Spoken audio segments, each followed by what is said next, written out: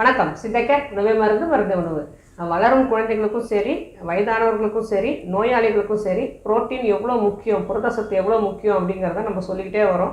இந்த புரதம் வளரும் குழந்தைகளுக்கு அவங்க வளர்ச்சிக்கு ரொம்ப உதவும்.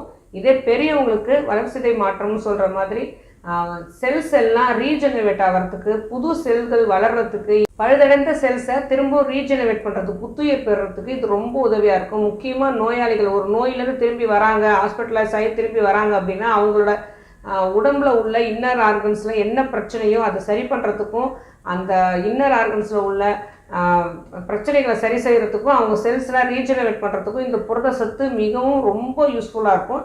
ஆனால் இந்த புரத சத்தை பெரும்பாலும் பருப்பு எல்லாத்துலேயும் தான் கிடைக்குங்கிறது தெரியும். இரவு ஈவினிங் ஆனால் சுண்டல் சாப்பிடுவாங்க, இல்லை 11 மணிக்கு ஒரு சுண்டல் சாப்பிடும் போது கிடைக்கும்னு தெரியும். ஆனால் இந்த சுண்டல் சாப்பிடும்போது அவங்களுக்கு உடம்புல வாயு